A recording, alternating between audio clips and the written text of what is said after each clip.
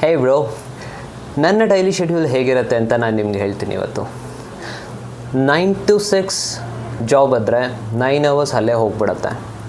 And ಆಫೀಸ್ಗೆ ಹೋಗಿ ಬರೋದಕ್ಕೆ 3 hours ಅಂತ ಇಟ್ಕೊಂಡ್ರೆ ಬೆಂಗಳೂರಲ್ಲಿ. So total 12 hours ಹೊರಟಾಯಿತು. ನಿದ್ದೆ ಮಾಡೋದಕ್ಕೆ ಒಂದು 7 to 8 hours ಅಂತ ಇಟ್ಕೊಂಡ್ರೆ ಟೋಟಲ್ ನಮಗೆ in a day 24 hours $20 hours ನಿದ್ದೆ ಮಾಡೋದಕ್ಕೆ, ಕೆಲಸ ಮಾಡೋದಕ್ಕೆ ಆಗೋಗ್ಬಿಡುತ್ತೆ.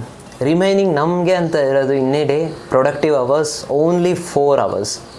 ಸೊ ಆ 4 hours ನಾನು 2 hours ವ್ಯಾಯಾಮಕ್ಕೆ ಇಟ್ಕೊತೀನಿ. ವ್ಯಾಯಾಮ ಎಷ್ಟು ಇಂಪಾರ್ಟೆಂಟ್ ಅಂದರೆ 1.5 hour ನಾನು ಜಾಗ್ ಮಾಡ್ತೀನಿ in a day. I go for 5 to 10 kilometers running and remaining 30 minutes meditation. So this 2 hours is must. ಒಂದು ಆರೋಗ್ಯ ಕೆಡಲ್ಲ, ಮತ್ತು ಫುಲ್ ಹೆಲ್ದಿಯಾಗಿರ್ತೀವಿ, ಏನು ಬೇಕಾದ್ರೂ ತಿನ್ಬೋದು, ನಮ್ಗೆ ಇಷ್ಟ ಬಂದಿದ್ದು ತಿನ್ಬೋದು. ಆ್ಯಂಡ್ ರಿಮೈನಿಂಗ್ 2 hours, ಆ ರಿಮೈನಿಂಗ್ 2 hours ನಾನು ಸ್ಕಿಲ್ ಎನ್ಹ್ಯಾನ್ಸ್ಮೆಂಟ್ ಬುಕ್ಸ್ ಓದ್ತೀನಿ, ಮತ್ತು ಪ್ರೋಗ್ರಾಮಿಂಗ್ ಕಲಿತೀನಿ. ಆ್ಯಂಡ್ ವಾಟ್ ಮತ್ತು ಎಕ್ಸ್ಟ್ರಾ 1 hour 2 hours ಏನಾದರೂ ಇದ್ದರೆ ನನ್ನ ಫ್ಯಾಮಿಲಿ ಜೊತೆ ಟೈಮ್ ಸ್ಪೆಂಡ್ ಮಾಡ್ತೀನಿ, ಆಚೆ ಹೋಗ್ತೀನಿ, ಟೆಂಪಲ್ಸ್ಗೆ ಹೋಗ್ತೀನಿ. ಸೊ ಇನ್ ಎ ಡೇ ಒಂದು ಪ್ಲ್ಯಾಂಡ್ ವೇಯಲ್ಲಿ ನಾನು ಡೇ ಸ್ಪೆಂಡ್ ಮಾಡೋಕ್ಕೆ ಇಷ್ಟಪಡ್ತೀನಿ. ಇದೇ ಥರ ನಾನು 1 month ವಿತೌಟ್ ಪ್ಲ್ಯಾನಿಂಗ್ ಟ್ರೈ ಮಾಡಿದೆ and 1 month with planning try ಮಾಡಿದೆ.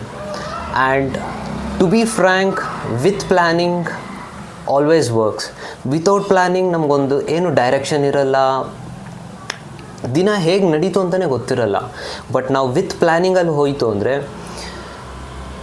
Seriously believe it or not, ನಮಗೆ ಟಾರ್ಗೆಟ್ ಏನು ಅಂತ ಗೊತ್ತಿರುತ್ತೆ, ನಮ್ಮ ಲೈಫಲ್ಲಿ ಗುರಿ ಏನು ಅಂತ ಗೊತ್ತಿರುತ್ತೆ, ಏನು ಬೇಕಾದ್ರೂ ಸಾಧನೆ ಮಾಡ್ಬೋದು.